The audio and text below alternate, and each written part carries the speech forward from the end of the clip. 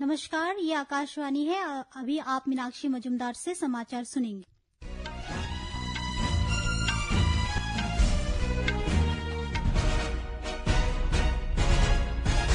पहले मुख्य समाचार। राष्ट्रपति द्रौपदी मुर्मू रक्षा अलंकरण समारोह में आज राष्ट्रपति भवन में प्रदान करेगी वीरता पदक। कांग्रेस अध्यक्ष मल्लिकार्जुन खड़गे ने नई दिल्ली के संसद भवन में राज्यसभा सदस्य के रूप में ली शपथ। सर्वोच्च न्यायालय ने श्री राम जन्मभूमि तीर्थ क्षेत्र ट्रस्ट से जुड़ी याचिका पर तत्कालीन सुनवाई से इनकार किया। केंद्रीय मंत्री चिराग पासवान ने खाद्य प्रसंस्करण उद्योग को ग्रामीण अर्थव्यवस्था का मजबूत आधार बताया। नीट यूजी परीक्षा लीक मामले में दिल्ली की एक अदालत ने आज केंद्रीय अन्वेषण ब्यूरो सीबीआई द्वारा जांच किए जा रहे 10 आरोपियों की न्यायिक हिरासत 11 जुलाई तक बढ़ा दी। केंद्रीय माध्यमिक शिक्षा बोर्ड ने त्रिभाषा नीति पर दिशा निर्देश जारी किए। सरकार ने विधिक मापन अधिनियम 2009 के अंतर्गत सुधार सूचना व्यवस्था लागू की। भारत मौसम विज्ञान विभाग ने अगले 2 दिन के दौरान अरुणाचल प्रदेश के कई हिस्सों में भारी से भारी बारिश होने की पूर्वानुमान किया है जारी। पुरुष क्रिकेट में आयरलैंड ने भारत को दूसरे और अंतिम T20 अंतर्राष्ट्रीय मैच में 1 रन से हराया। आईसीसी महिला T20 विश्व कप ऑस्ट्रेलिया ने भारत को 6 विकेट से हराया। अब समाचार विस्तार से। राष्ट्रपति द्रौपदी मुर्मू आज राष्ट्रपति भवन में इस वर्ष के दूसरे रक्षा अलंकरण समारोह में वीरता पुरस्कार प्रदान करेगी। इस अवसर पर राष्ट्रपति सशस्त्र बलों, केंद्र सशस्त्र पुलिस बलों और राज्य तथा केंद्र शासित प्रदेशों के पुलिस कर्मियों को वीरता पुरस्कार प्रदान करेगी। ये पुरस्कार असाधारण बहादुरी का प्रदर्शन करने वाले सैनिकों को दिए जाते हैं। ये सम्मान देश की आतंकवाद, उग्रवाद और सीमावर्ती क्षेत्र में चुनौतियों के खिलाफ निरंतर लड़ाई को भी दर्शाते हैं। साथ ही विमानन, समुद्री अभियानों और मानवीय मिशनों में दिखाई गई असाधारण बहादुरियों को भी मान्यता दी जाती है। इससे पहले राष्ट्रपति ने इसी महीने की 8 तारीख को राष्ट्रपति भवन में रक्षा अलंकरण समारोह के पहले चरण में वीरता पुरस्कार प्रदान किए थे। कांग्रेस अध्यक्ष मल्लिकार्जुन खड़गे ने आज नई दिल्ली के संसद भवन में राज्यसभा सदस्य के रूप में शपथ ली। राष्ट्रपति और राज्यसभा अध्यक्ष सीपी राधाकृष्णन ने श्री खड़गे को शपथ दिलाई। श्री खड़गे कर्नाटक से राज्यसभा के लिए निर्वाचित चुने हुए हैं। इस अवसर पर केंद्रीय संसदीय कार्य मंत्री किरण रिजिजू, स्वास्थ्य मंत्री जेपी नड्डा, वरिष्ठ कांग्रेस नेता सोनिया गांधी और प्रियंका गांधी भी मौजूद थी। सर्वोच्च न्यायालय ने आज श्री राम जन्मभूमि तीर्थ क्षेत्र ट्रस्ट को प्राप्त दान में कथित वित्तीय अनियमितताओं की अदालत की निगरानी में जांच और फॉरेंसिक ऑडिट की मांग वाली जनहित याचिका पर तत्कालीन सुनवाई करने से इनकार कर दिया। न्यायमूर्ति MM सुंदरेश और सिल नागू की बेंच ने याचिका की तत्कालिकता पर सवाल उठाते हुए निर्देश दिया कि ग्रीष्मकालीन अवकाश के बाद अदालत के खुलने की याचिका को सूचीबद्ध किया जाए।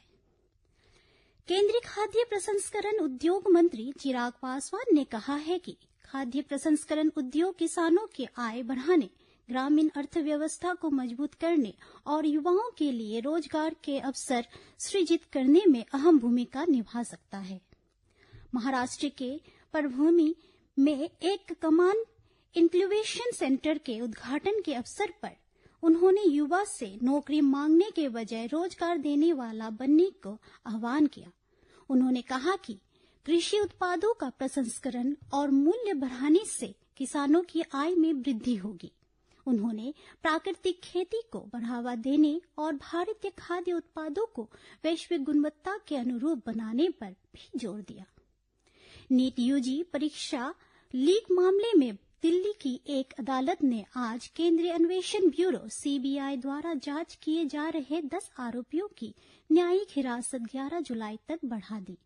आरोपियों को उनकी पिछली न्यायिक हिरासत की अवधि समाप्त होने पर वीडियो कॉन्फ्रेंसिंग के माध्यम से राउंज एवेन्यू कोर्ट में पेश किया गया। इससे पहले 15 जून को राउंज एवेन्यू कोर्ट में 10 आरोपियों की न्यायिक हिरासत आज तक बढ़ा दी थी। सीबीआई ने अब तक इस मामले में 13 आरोपियों को गिरफ्तार किया है और परीक्षा से पहले नीट यूजी प्रश्न पत्रों को प्राप्त करने और प्रसारित करने में शामिल एक कथित नेटवर्क की जांच कर रही है। केंद्रीय माध्यमिक शिक्षा बोर्ड सीबीएसई ने आज त्रिभाषा नीति पर दिशा निर्देश जारी किए। बोर्ड ने कहा कि कक्षा 10वीं के वर्तमान बैच को नई भाषा नीति का पालन नहीं करना होगा। बोर्ड ने यह भी कहा कि कक्षा 7वीं, 8वीं और 9वीं में पढ़ रहे वर्तमान बैच के छात्रों को भी कक्षा 10वीं में पहुंचने पर तीसरी भाषा में बोर्ड परीक्षा देने की आवश्यकता नहीं होगी।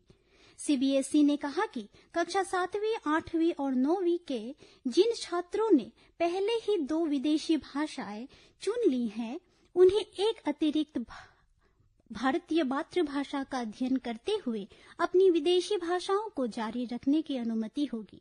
बोर्ड ने कहा कि कक्षा के अनुरूप संसाधन सामग्री समयबद्ध तरीके से उपलब्ध कराई जाएगी।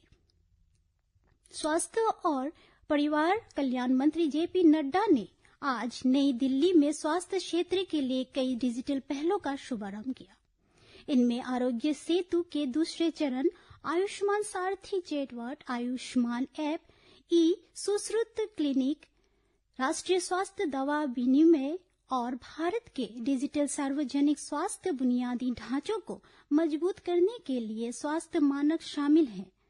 राष्ट्रीय स्वास्थ्य प्राधिकरण और इलेक्ट्रॉनिक स्वास्थ्य रिकॉर्ड EHR मानक राष्ट्रीय संसाधन केंद्र के तत्वावधान में विकसित इन पहलों का उद्देश्य स्वास्थ्य सेवा तक पहुंच बढ़ाना, अंतर संचालनीयता को मजबूत करना और देश के डिजिटल सार्वजनिक स्वास्थ्य ढांचे को तेजी से अपनाना है। सभा को संबोधित करते हुए श्री नड्डा ने इन पहलों को सरकार द्वारा हासिल की गई एक महत्वपूर्ण उपलब्धि बताया। उन्होंने कहा कि ये कदम स्वस्थ भारत और अधिक डिजिटल रूप में सशक्त राष्ट्र के निर्माण की दिशा में देश की यात्रा में महत्वपूर्ण भूमिका निभाएंगे। श्री नड्डा ने प्रधानमंत्री नरेंद्र मोदी के नेतृत्व में स्वास्थ्य सेवाओं के महत्वपूर्ण विस्तार का उल्लेख किया और कहा कि केंद्र ने स्वास्थ्य सेवाओं का दायरा बढ़ाया है। इससे देश के नागरिकों के लिए स्वास्थ्य सुविधाएं अधिक सस्ती और सुलभ हो गई है।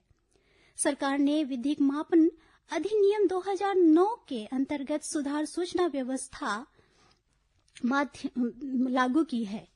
यह प्रावधान जन विश्वास अधिनियम 2026 के माध्यम से लागू किया गया है।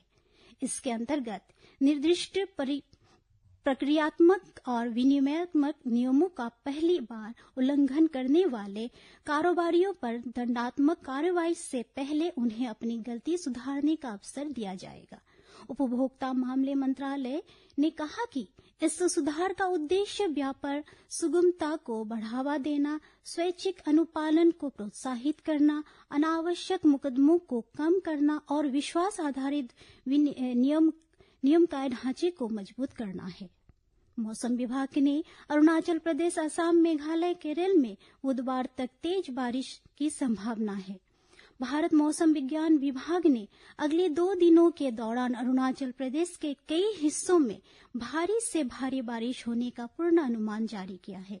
लोगों को सतर्क रहने और प्रशासन द्वारा जारी दिशा निर्देश का पालन करने की भी सलाह दी गई है।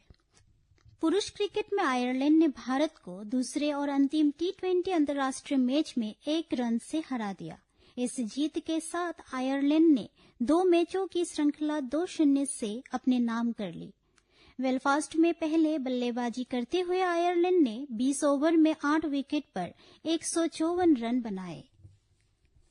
जवाब में भारतीय टीम 20 ओवर में 9 विकेट खोकर 153 रन ही बना सकी। आयरलैंड ने जय मनुद्रा को प्लेयर ऑफ द मैच और प्लेयर ऑफ द सीरीज घोषित किया गया। आईसीसी महिला T20 विश्व कप में कल रात ऑस्ट्रेलिया ने भारत को 6 विकेट से हरा दिया। लंदन के लॉर्ड्स मैदान में भारत ने पहले बल्लेबाजी करते हुए निर्धारित 20 ओवर में 4 विकेट पर 170 रन बनाए। जवाब में ऑस्ट्रेलिया ने 19 ओवर में 4 विकेट खोकर लक्ष्य हासिल कर लिया। इसी के साथ ये समाचार बुलेटिन समाप्त हुआ। नमस्कार।